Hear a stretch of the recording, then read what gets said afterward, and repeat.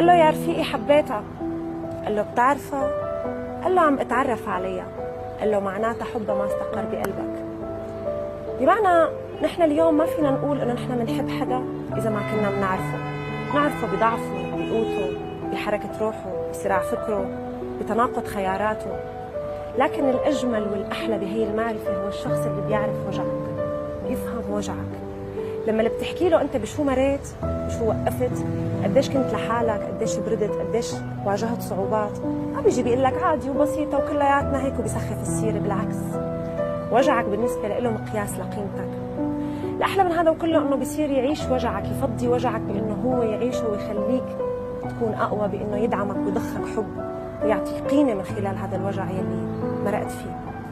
فأجمل ناس بحياتنا اليوم هن الناس اللي بتفهم وجعنا، بتعرف قديش وقفنا لحالنا لوصلنا لعندهم بهي الصيغة.